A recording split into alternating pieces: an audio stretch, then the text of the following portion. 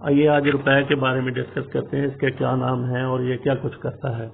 اگر روپیہ مسجد میں دیا جائے، مندر میں دیا جائے، چرچ پر خرچ کیا جائے تو اس کو عطیہ کہتے ہیں۔ اگر کسی مزار پر جائے تو اس کا نام چڑھاوا بن جاتا ہے، لیکن ہے یہ روپیہ ہی۔ کسی مزدور کے کام کرنے پر مزدوری کی اجرت، اگر باقاعدہ ملازم کو مہینے پر یہ اجرت ملے تو وہ تنخواہ بن جاتی ہے، لیکن ہے یہ روپیہ ہی۔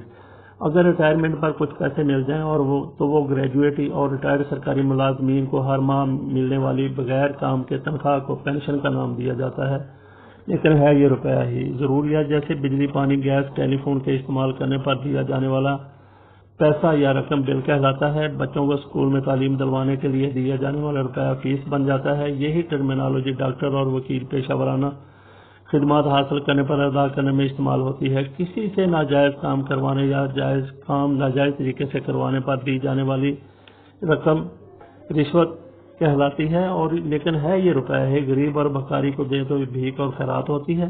دین کے ایک حکم کی تعمیل میں اپنی دولت کو پاکیزہ بنانے کے لیے ہر سال 2.5% علیحدہ کر کے غریبوں مسکینوں کو دے دو زکوٰۃ کہلاتی ہے۔ مسلمانوں غیر مسلموں کو اس کے علاوہ دیا جائے تو اس کو صدقہ کہا جاتا ہے۔ کسی قانون شکنی پر ادا کرنا پڑے تو جرمانہ کہا جاتا ہے۔ جب بینک سے ادھار لیں تو قرضہ کہلاتا ہے، لیکن ہے یہ روپیہ ہی۔ اس پر طے شدہ بینک چارجز دینے کا نام سود ہے، لیکن ہے یہ بھی روپیہ ہی۔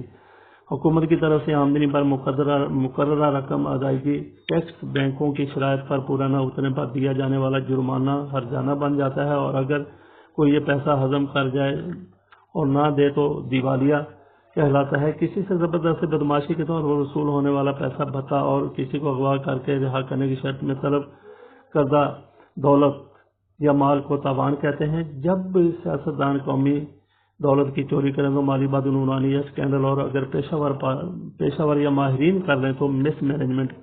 عام سرکاری افسر کر لیں تو کرپشن۔ جہاں پیسہ کسی ایسے ذریعے سے آئے جس کا نام ظاہر نہ کرنا ضروری یا مجبوری ہو تو وہ منی لانڈرنگ کہلواتا ہے۔ عالمی سطح پر کاروبار اور اصطلاح اتنی عام ہے کہ بچہ اسے سمجھتا ہے۔